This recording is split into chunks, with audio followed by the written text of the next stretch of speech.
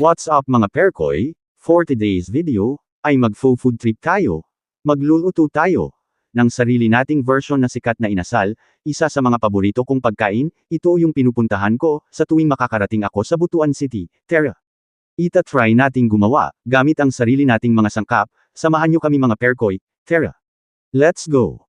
Nandito na kami ngayon sa palengke mga perkoy, upang bumili ng mga sangkap, marami pala tao kahit malakas ang ulan ngayon, siya nga pala pag pumunta kayo dito, huwag niyong kalimutan ang magdala ng eco bag para makatipid na rin, bawal na kasi gumamit ng cellophane ngayon, oh yeah. Kasama ko pala ang aking nakakabatang kapatid si Joshua, magaling din siyang magluto, tama ka. Kasing galing mo, sana all, masarap siyang magluto, nagmana kasi siya sa akin charot lang.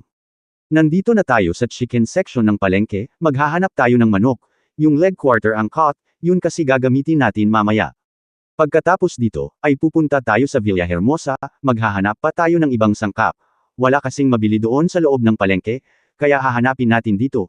Pakunti-kunti lang ang ating bibilhin, yung kasya lang sa budget natin, nagpaikot-ikot tayo, upang maghanap ng mga murang sangkap, ganyan tayo Nag-try tipid, yan ang teknik ng mga walang pera tulad ko, oh yeah, rock and roll to the world.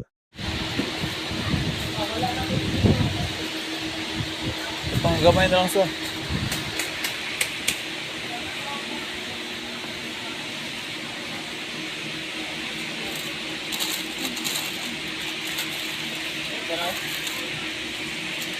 Itong gamay na lang dahil.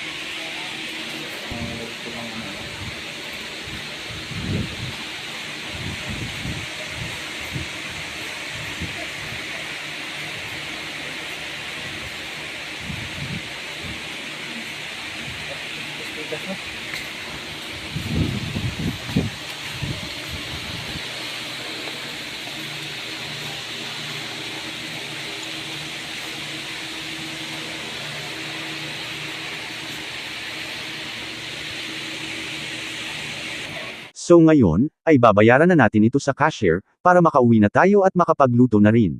Nakauwi na tayo sa bahay, mga perkoy. Kahit basa sa ulan, ay tuloy pa rin tayo, walang makakahadlang sa taong gutom, oh yeah.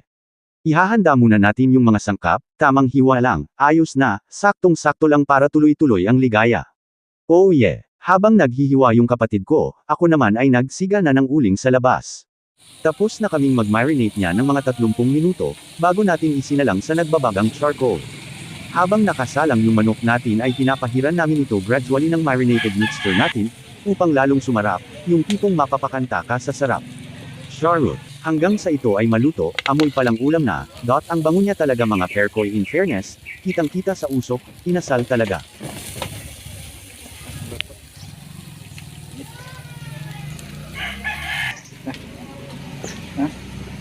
This is now our finished product mga perkoy, natapos na din tayo sa pagluluto, hanggang dito na lang mga perkoy, maraming salamat sa panunod. God bless, ingat.